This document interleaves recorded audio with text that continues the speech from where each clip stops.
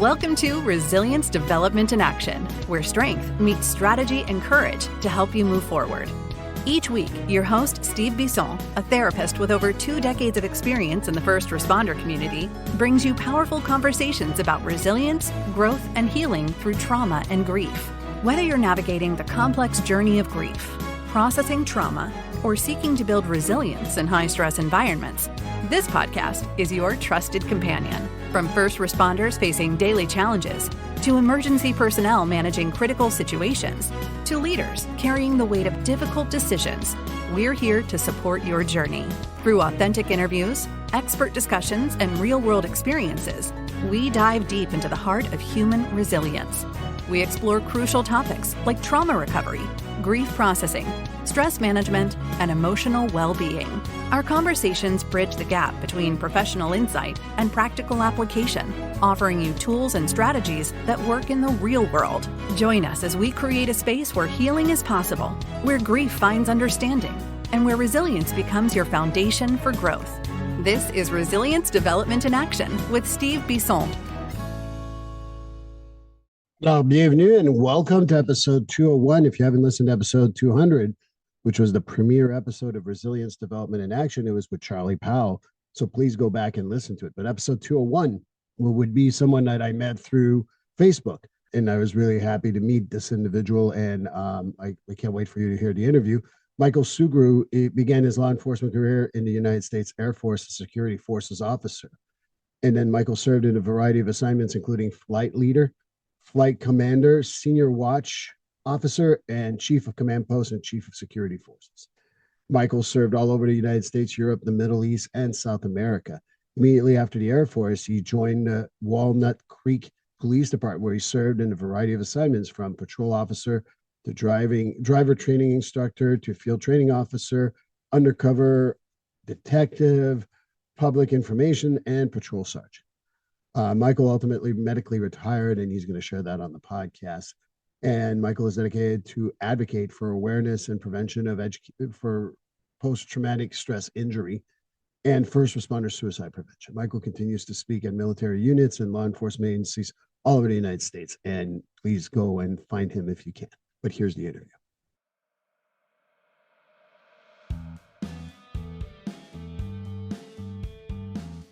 GetFree.ai. Yes, you've heard me talk about it previously in other episodes, but I'm going to talk about it again because GetFree.ai is just a great service. Imagine being able to pay attention to your clients all the time instead of writing notes and making sure that the note's going to sound good and how are you going to write that note and things like that. GetFree.ai liberates you from making sure that you're writing what the client is saying, because it is keeping track of what you're saying and will create, after the end of every session, a progress note. But it goes above and beyond that. Not only does it create a progress note, it also gives you suggestions for goals, gives you even a mental status if you've asked questions around that, as well as being able to write a letter for your client to know what you talked about. So that's the great thing. It saves me time, it saves me a lot of aggravation, and it just speeds up the progress note process so well. And for $99 a month, I know that that's nothing. That's worth my time. That's worth my money. You know, the best part of it too is that if you want to go and put in the code Steve50 when you get the service, at the checkout code is Steve50, you get $50 off your first month. And if you get a whole year, you save a whole 10% for the whole year. So again, Steve50 at checkout for GetFree.ai will give you $50 off for the first month. And like I said, get a full year, get 10% off, get freed from writing notes, get freed from always scribbling while you're talking to a client, and just paying attention to your client so they win out, you win out, everybody wins. And I think that this is the greatest thing. And if you're up to a point where you got to change the treatment plan, well, the goals are generated for you. So GetFree.ai, code Steve50 to save $50 on your first month. Well, welcome to episode 201 of Resilience Development in Action. I'm so happy to have Michael Sugrue here. Michael has a great story. I've listened to podcasts that he's been on. I looked at I didn't buy his book yet. I'm just being honest, Mike. But I'm going to get his book. I've also look at a lot of his experience between the military, being a police, and then having have a post-traumatic stress injury and working on the stigma. I mean, I thought he was perfect for this podcast. So, Michael, welcome to Resilience Development in Action. Thanks for having me on. Well, like I said, I looked it up a little bit, obviously, and you send me your notes. We talked a little bit before the interview, but how about you introduce yourself to my audience? Yeah, I'm originally from the San Francisco Bay Area, which is where I live now. Right after college, I went straight into the Air Force, was commissioned an officer in security forces, which is basically law enforcement, anti-terrorism, force protection, air-based ground defense. I served 6.5 years all over the world, South America, the Middle East, Europe. Got out in 2004 as a captain, and I went straight into civilian law enforcement here in the San Francisco Bay Area for the Walnut Creek Police Department. There I served 14 years, a variety of assignments from patrol officer, field training officer, detective. I was undercover on a California state drug task force, was a sergeant, and also a public information officer. I actually medically retired in 2018 due to post-traumatic stress injury. And now that I'm retired, I speak all over the country on suicide awareness and prevention, trauma exposure, resiliency, basically teaching those to, ask for help when they need it and to not let the stigma prevent them from doing so. Part of my story that I talk about is I almost became one of the suicide statistics, which is the number one killer for all first responders. So law enforcement, firefighters, paramedics, dispatchers. And so now I'm on a mission to smash the stigma, as I say, and show the human side behind the badge and the uniform. I saw the stats. I know this is going to come out in about mid-April. I saw the stats I think you put out recently about how we already have like 13 suicides among police officers already this year, and we're at the end of March when we're recording this. It's really fascinating to me how we don't pay attention to this tragedy because of the stress, either from post-traumatic stress injury or other stressors that come with the job, because there's so many of them. Why do you think the numbers are so high in general with the suicide rate? Not only the effectiveness of you usually use a firearm, but what else is the reason why we have so many high suicide rates among police officers? Part of it's the culture. From day one in the police academy, we're taught to, not express feelings, not show emotion, that we have to be invincible. We have to be the ones to run towards danger when everybody else is running away from it.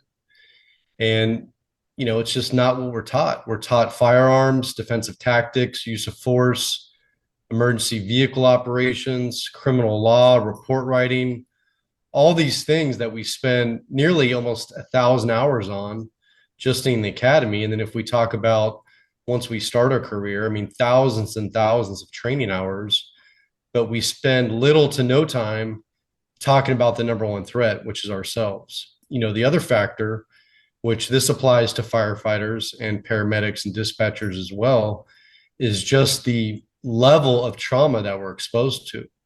If you look at an average person, they may have one or two traumatic incidents in an entire lifetime. But for law enforcement, firefighters, paramedics, dispatchers, we're talking hundreds and hundreds of traumatic incidents. I mean, there's different estimates, but I would say on a conservative side, well over 500 traumatic incidents in a career. And you can take that number up to well over 1,000, especially now when you start talking about here in California, the retirement age is now 57. So if you have somebody starting out at 21 years old and they work till they're 57, simply do the math of the, just call after call. And in some days in a single shift, you can be exposed to multiple traumatic incidents. And so literally one day on shift is more than most people experience in their entire lifetime. And, we're taught to brush everything off, to not internalize it. And basically, we tell ourselves that, hey, we don't know these people. There's no attachment here. We don't get involved. It's our job. And that only works for so long. But the reality is that, the humanity of what we have to see and deal with, it takes a toll. And what I'm advocating for is to normalize having these conversations after these traumatic incidents and not waiting to the point where it's too late. And it was almost too late, for me. But the other thing that I want to bring up too, and you mentioned this in the beginning on the suicide numbers, even the best numbers that we have, they're way underreported. Right. First Help is really the only group I know about. It's a nonprofit that's tracking these numbers it used to be only law enforcement. And a couple of years ago, they started with firefighters, dispatchers, and paramedics. And since 2016, when they've been tracking these numbers, we're already over 2,000 law enforcement suicide alone. And on average, we're talking about anywhere from 120 to over 200 a year that we know about. So take that number, maybe times that by 3 or 4, we might get a real number. And we're not even talking about those that retire. Those numbers that are tracked are for the ones that are still active duty or the ones that are still working. And as we know, a lot of these suicides happen when we hang up that badge and that uniform and we're no longer operational. We no longer have this identity as a firefighter or a police officer, dispatcher, or paramedic. I mean, I talk about that when all my retirees who are going to retire have that you lose that role and, oh no, I'll be fine. But there's something about that role that really you carry throughout your life, whether it's off duty or even in retirement. And sometimes that's very heavy for them to carry. I don't know what your experience has been, but I've seen so many people die either from quote natural causes or suicide or something like that after they retire because they just lost themselves. I don't know if that's your experience, but certainly I've seen that in my career. Absolutely. I've seen it in my career. I see it in my work with the West Coast Post-Trauma Retreat Center. I speak all over the country. I hear about these incidents. I talk to other people.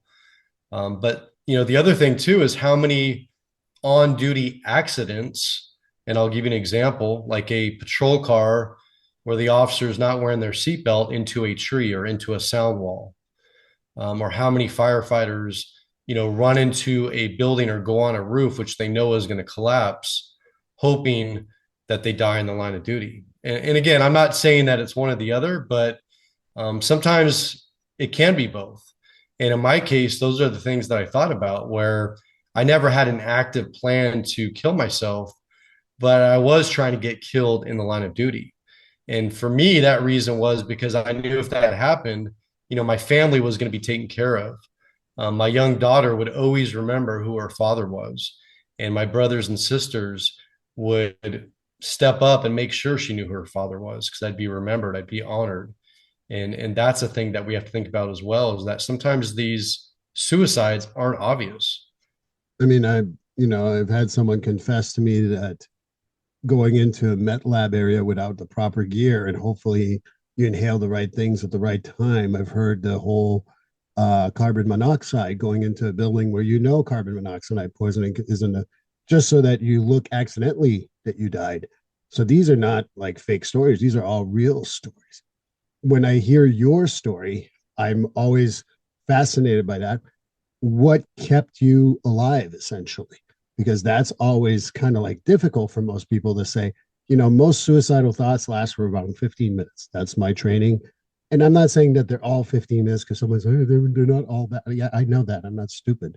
But on average, it's about 15 minutes. How did you get out from those thought processes? I talk about this in great detail in my book, but what it comes down to is in 2012, at this point, I was a brand new sergeant. I'd been on with the civilian law enforcement for about 8 years. I was happily married. I had a beautiful daughter.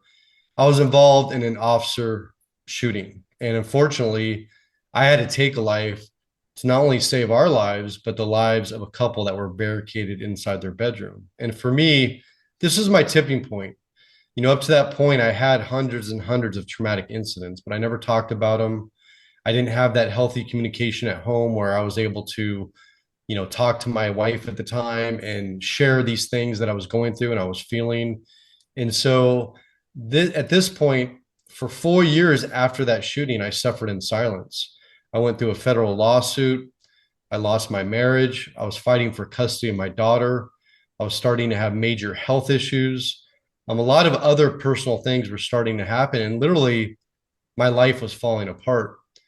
In 2016, the federal trial ended. So the trial was 4 years after my shooting. And that's when I really started putting myself in harm's way, trying to get killed in the line of duty. And it was a week after Thanksgiving that same year, 2016. So a couple months after my trial ended, my best friend, who was a Vietnam veteran, he was a 35-year reserve officer with my department. He actually tried to kill himself when I was on duty. And I was able to see him just as the ambulance brought him into the trauma center. And I remember waiting for hours in the hospital when he was in emergency surgery, not knowing if he was going to make it or not. And all I could think about was my young daughter. And I started feeling this overwhelming sense of guilt. If she ever found out what happened to me, what would be the effects on her and on her future children? So a month after that is when I finally got the strength and courage to ask for help. But that's literally after suffering in silence for over 4 years. I mean, I'm going to read your book because this is such fascinating stuff. Obviously, I think the mental health side, I hope you understand. What you talked about, the tipping point of getting help. One of the biggest misconceptions is you go to therapy, you go there 4 to 6 weeks, you're all good, and you go back on your merry way, which obviously it takes a lot longer and it's a lot more difficult. How was your experience reaching out for help? Did you reach out through a peer support? Did you reach out through any other way, or did you just go get a therapist? How did that work for you? No, at the point that I asked for help, I was literally at rock bottom, and I knew that I needed to devote 100% of my time and effort into getting better. So I actually called the on-duty watch commander for my agency and literally asked for help. And they initially kind of tried to talk me out of going through the official routes and maybe just taking a few days off or going to see the department contracted therapist. But I knew I needed much more than that. And so I let them know that I can't work right now. Like, I cannot be on the streets. And so immediately they're extremely helpful. I was able to find a culturally competent therapist, clinician who's worked with hundreds and hundreds of first responders over her career. So she truly got it. And that set in a chain of events from, peer meetings that I didn't know about to the West Coast post-trauma retreat that I eventually went to. At that point, I was going to therapy literally twice a week. And, the recovery process for me was well over a year and a half. And, also, to be honest, there's things now that I have to do every single day to maintain my mental wellness, my physical wellness. And so, I still go to therapy, but instead of twice a week, I go once a month. I do meditation every single day. I practice gratitude. I go to the gym 2 hours every single day with one of my buddies who's either a veteran or one who's still in law enforcement, where I'm able to talk to either one of them and share, things that are going on and really have, heart to heart conversations. And so I don't want anyone to think that recovery from post-traumatic stress is you walk into a therapist's office one day and then you walk right out and things are better. That's not how it works. And usually it's a combination of a lot of different things that it takes to get better. And, I talk about this in great detail with Dr. Shauna Springer, who is a psychologist. She's culturally competent. She worked for the Department of Veterans Affairs. She's worked with hundreds and hundreds of combat veterans and first responders. And we show a pathway to healing. I personally talk about what worked for me, but we also talk about what we've seen work for other people as well. And the key is you have to have an open mind when it comes to this. You can't put all your eggs in one basket and think that one thing's going to work. And I'll give you one simple example.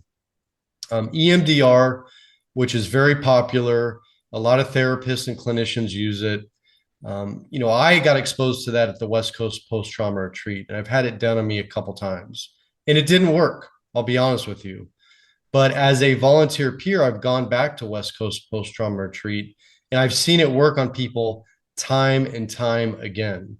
And that's just one little example of how, hey, that didn't work for me, but how I've seen it work for a lot of other people. And that's where you have to have that open mind and realize that, okay, if something doesn't work, that's okay. It's not the end of the world. There's literally hundreds of other things that you can try and explore to get better from post-traumatic stress injury. Practicing EMDR myself, I absolutely say that the same thing. It may not work for you. And people say, why? Well, I don't know. So it doesn't, not everything, it's not a one size fits all for everything. And you got to be very open minded. You talk about open mindedness. One of the hardest things, I started with law enforcement through a crisis team in mental health in the early 2000s. And I evolved to where I'm at now today. You talked about open mind. In 2004 and 2006, I was part of the Hug a Thug program because I would help people in the community. And slowly but surely, I've seen the evolution, and we're in 2025 now, and people are like open to mental health. However, I would say that there's still a third at least that are still like, why would I go get mental health support? So, how do we tell law enforcement in general that this is not a punishment, this is not a judgment on their part, but rather make them feel better in the long term so they can survive this job, which is already crazy as it is? No pun intended, by the way. There's two approaches here, but for the ones that are just coming into the profession, we have to have them build relationships with therapists and clinicians early on before these big incidents happen. That way, there's trust built there, there's understanding, and it becomes routine or it becomes normal that, hey, twice a year or once a quarter, I'm going to go see, the department therapist, or I'm going to have my own who's culturally competent, who I can call up when I need to and be able to talk with them.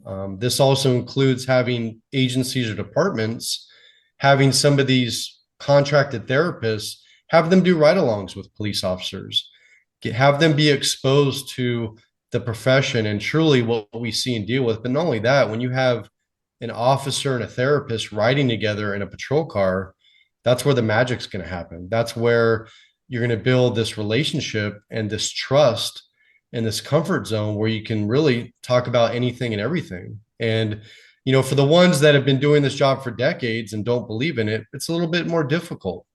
But that's where we need people who have gone to therapy or gone through programs like West Coast Post-Trauma Retreat or Save a Warrior, all these other different programs, and have them speak openly about it to their counterparts so they can see that, yeah, these things actually work, that there's a lot of great resources out there.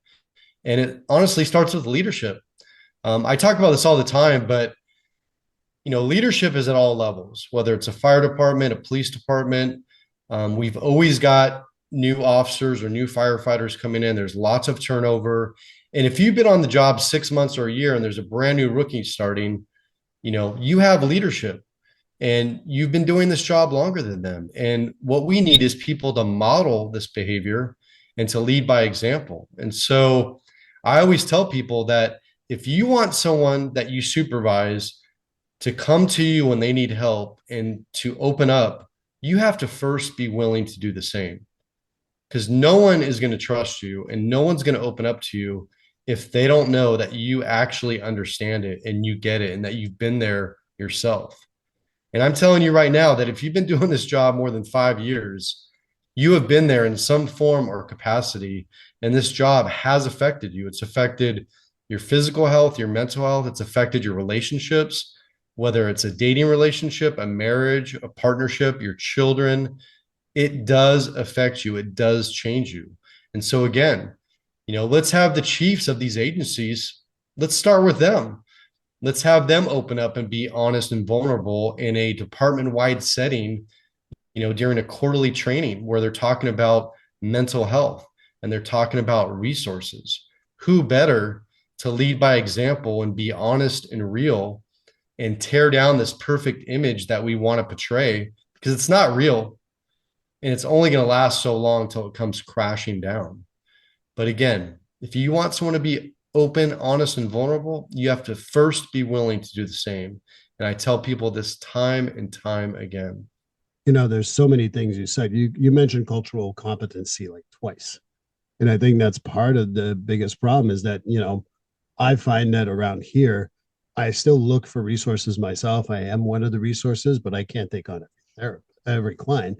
I got to find other therapists. And sometimes it's hard to find those resources.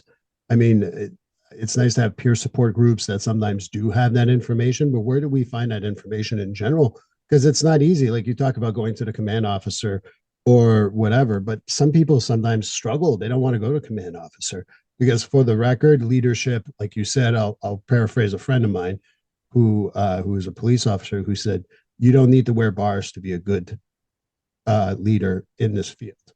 And so, if let's say you don't want to go to your sergeant, your lieutenant, your captain, whatever, it doesn't matter, like barred people, how do we find resources? I know it's particularly hard for my guys out here in the Northeast, and I don't know how it is in the West Coast. Well, first off, I'll tell you that in my book here, Relentless Courage, Winning the Battle Against Frontline Trauma, a couple things. The first thing is in the back of the book, we have an entire resource section, which is vetted. It has hotlines, text lines, which are 100% confidential. They're free. They don't cost any money. And they're answered by other first responders. They're answered by people who are specially trained, who have been there, who have done it. And you can call or text these numbers 24/7 in the privacy of your home, of your patrol car. No one has to know about it. You don't have to notify anybody in your chain of command. And there's also tons of different programs that are free, week-long retreats for military veterans, for first responders. They have these all over the country. The ones I've been to are West Coast Post-Trauma Retreat and Save a Warrior. But there's Mighty Oaks Foundation. I mean, there's tons of them. And we list these in the book. But there's also organizations that have links to culturally competent clinicians and therapists that have links to these peer meetings that I was telling you about, where literally they're discussion meetings. They're not associated with any agency. They're run by volunteers. They're only open to first responders. Every member is vetted, and you can go and literally be around other people who are going through exactly what you're going through. But what I tell people is that with our book, Relentless Courage, you can read it in the privacy of your home. We have it on Audible. We recorded it in our own voices. And I'm going to tell you right now, I relived every single incident when I recorded this. And so it's like literally watching a movie. It is intense. It's gripping. It's gut wrenching. But this is where first responders are going to see that they're not alone, because I thought there was something wrong with me. I thought I was the only one. I thought there was nobody who would get what I was going through. And when you read this book or listen to it, I'm going to tell you right now, no matter if you're a paramedic, a dispatcher, a firefighter, a police officer, you're going to say, me too. And you're going to be saying that through the entire book. And the beautiful thing about this is this lays the foundation for you to realize, A, you're not alone. B, that there is nothing wrong with you, that everything that you're experiencing, going through is actually normal, considering all the abnormal things that you've had to see and deal with. And you're also going to see that it's possible to overcome this. It's possible to get better. I mean, I'm living proof that no matter how dark it gets, and I was there, I was on the edge, literally trying to kill myself. And now I'm living a phenomenal, whole new life. I mean, I'm a better father now than I was. I'm a better partner than I was. I'm a better person than I was. I look at the world differently. And the other thing about this is, and this is the coolest thing about this, is I get messages almost daily from a lot of times first responder spouses or partners who read or listen to this book. And then they have their husband or wife or partner read it. And for the very first time in their relationship, they have a conversation about this, because it lays the foundation on both sides to show that what are the odds that this random guy in California is telling, my husband or wife's story here in, Florida or New York or Wyoming. It doesn't matter, because it's the same story and we're all going through the same stuff. And so when I tell you that this book is saving lives, I mean, it's saving relationships, it's saving careers, but it's saving lives all over the world. And there's no other book like it. And that's why, honestly, when you read it, you're going to want another episode, because you're going to have 1,000 things to talk about. I mean, it's going to blow your socks off. A, you will be reinvited, and I will read the book, and I love to talk about it in more depth, number one. Number two, this is a serious subject, and I always enjoy being serious around this because it's important.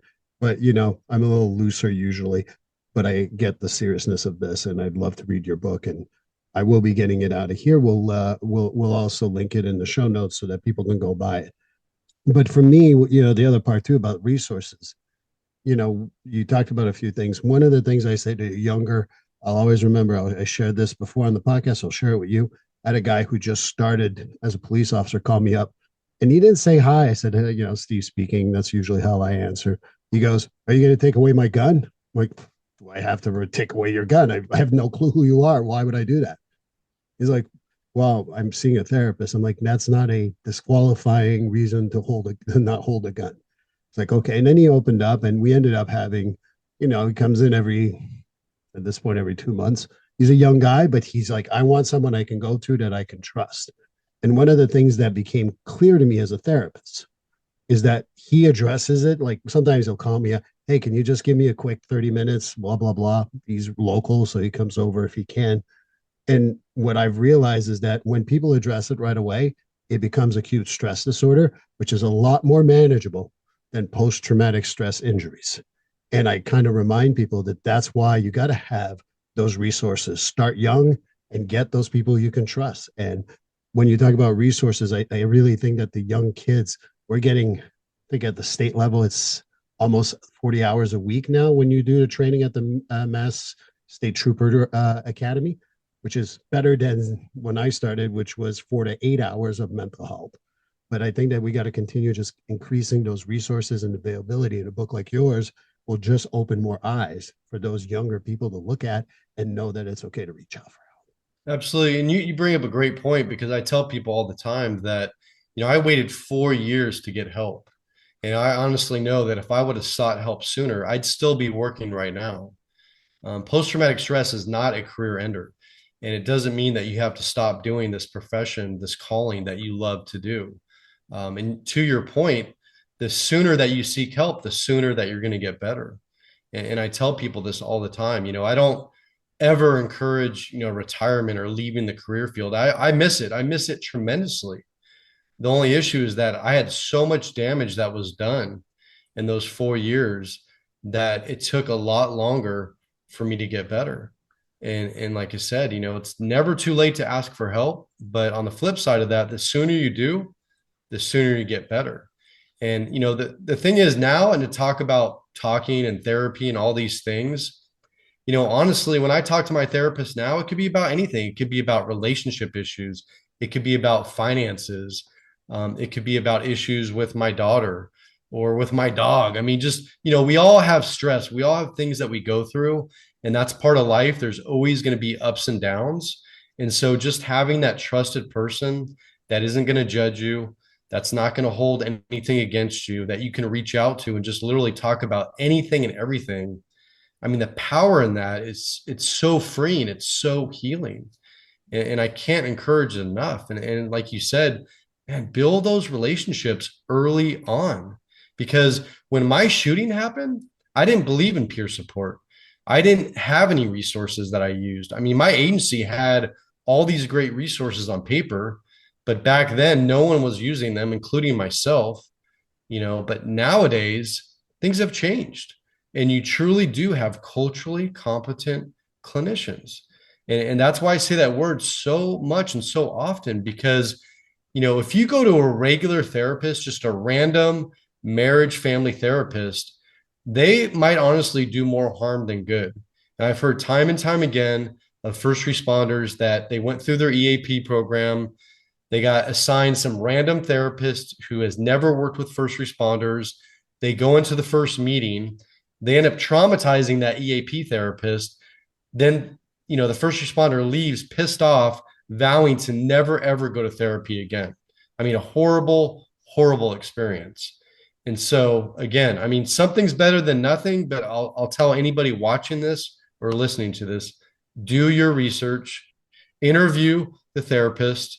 But not only that, like people, we don't always get along or mesh with people with different personalities. So, you may go to a great first responder therapist, but for whatever reason, you don't feel a connection. You don't feel a bond. That's okay.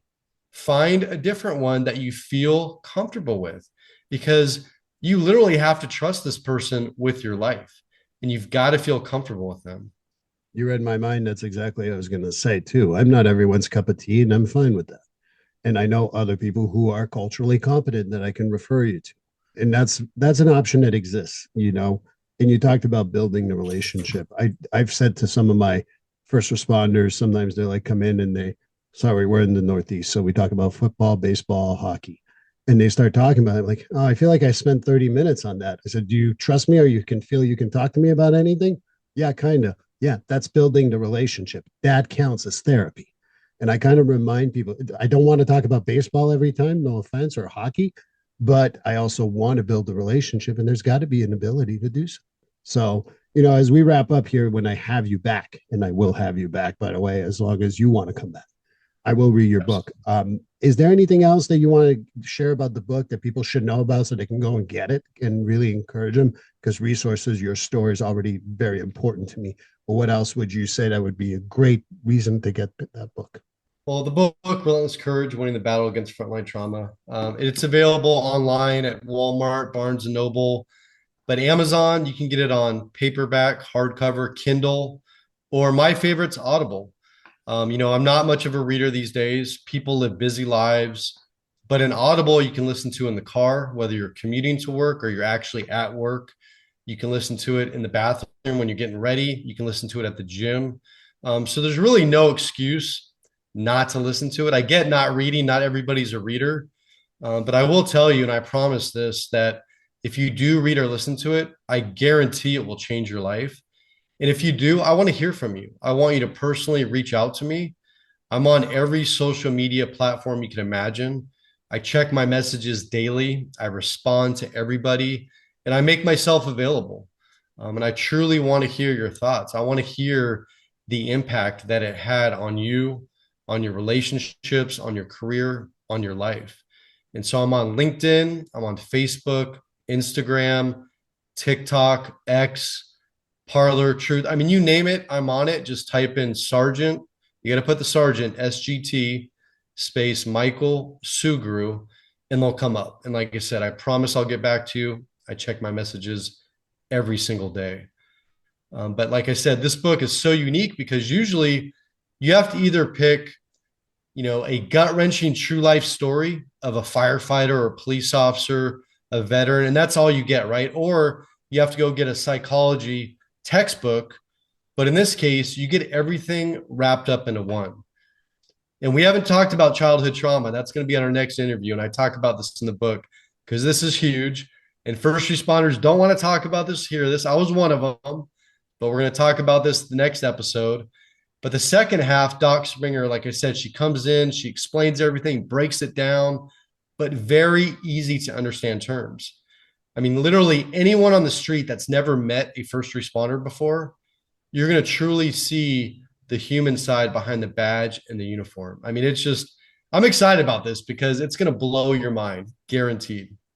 Right. I mean, we can talk about adverse childhood events a long time. I do that in my training when I do CIT trainings out here, and yes. I do it for the community, but every police officer taking the trainings, doing the count. I said, oh, how many of you get over 4? They always look at me like you shouldn't have said that. But the point is that plays a factor.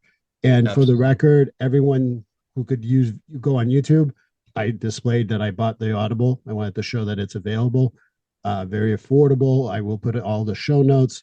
Number 2, more importantly, I've worked with you, Michael, just for a short amount of time. When we contacted each other, I think through LinkedIn, if I remember correctly. Then I was following you on social media, through Facebook, through Instagram. You've responded to everything. You respond to my email. So what he's saying is no BS. It is absolutely true. So I wanted to put it out there because sometimes people are like, oh, I'm not good at being nice to people just to be nice. But this is the truth. He responded to everything. We wrote today twice. It took less than 15 minutes to get everything done for what we needed for this interview. We set up the interview a long time ago. But Michael, I will have you back on. It's on my Audible now. I will be listening to it. Awesome. And I'd love to have you back on. Thank you so much. Absolutely. I look forward to it. Thank you. Well, that completes episode 201. Michael Sugrue, Great interview. Thank you so much. And I hope you join us for 202, where we'll talk to Kevin Cormine. I think I got that right. Please like, subscribe, and follow this podcast on your favorite platform. A glowing review is always helpful. And as a reminder, this podcast is for informational, educational, and entertainment purposes only. If you're struggling with a mental health or substance abuse issue, please reach out to a professional counselor for consultation. If you are in a mental health crisis, call 988 for assistance. This number is available in the United States and Canada.